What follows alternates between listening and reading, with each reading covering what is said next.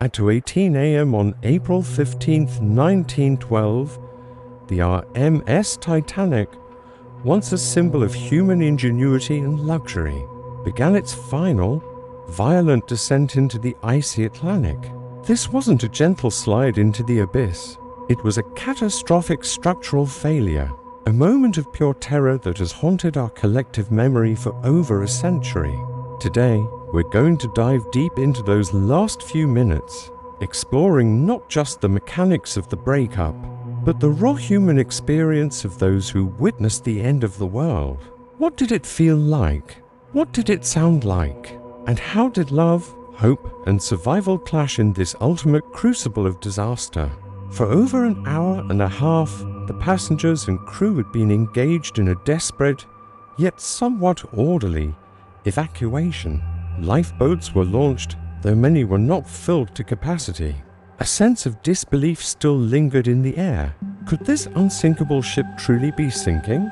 But as the bow dipped further and further, and the stern rose to an impossible angle, that disbelief shattered into pure, unadulterated panic.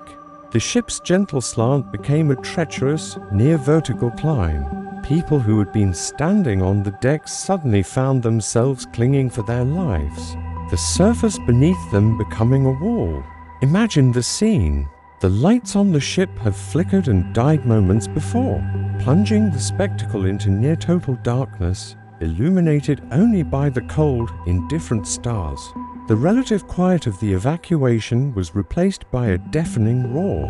It was a sound unlike any other, a symphony of destruction. It was the shriek of a million rivets popping like gunfire, the groan of 2.5 acres of steel plating being torn apart, and the crash of everything inside the ship: grand pianos, ornate furniture, fine china, massive boilers cascading down through the vessel's interior, creating an internal avalanche of metal and wood.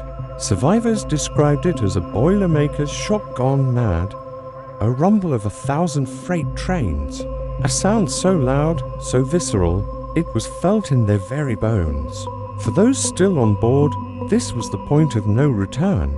The deck was no longer a refuge, it was a death trap. People lost their footing, sliding hundreds of feet down the slick, angled planks, slamming into deck structures or tumbling into the freezing water below. The ships for massive funnels, each weighing as much as a locomotive, broke from their moorings. The forwardmost funnel collapsed, crashing into the water and onto the people struggling below. A devastating blow that killed many instantly, including some of the wealthiest men in the world. It was chaos. It was pandemonium. It was a scene from hell itself. For decades after the sinking, a debate raged. Did the Titanic sink whole, or did it break apart? Many survivors, including Second Officer Charles Lightler, the most senior officer to survive, insisted she went down in one piece.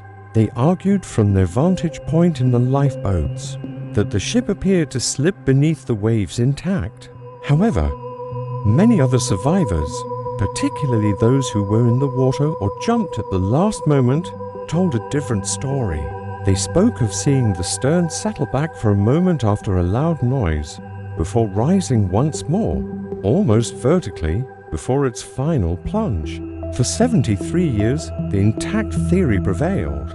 It was the version depicted in films and taught in schools. It was cleaner, somehow less horrifying. Then, in 1985, Dr. Robert Ballard and his team discovered the wreck, and there it was, the undeniable proof. The Titanic lay into distinct pieces, a massive bow section and a mangled stern section, separated by nearly 1,000 feet of debris field.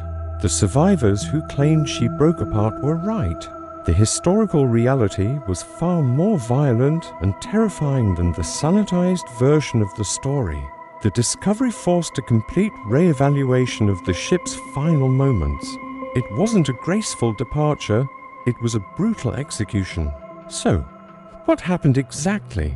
As the bow, filled with water, plunged deeper, it acted as a massive lever, lifting the stern clear out of the water.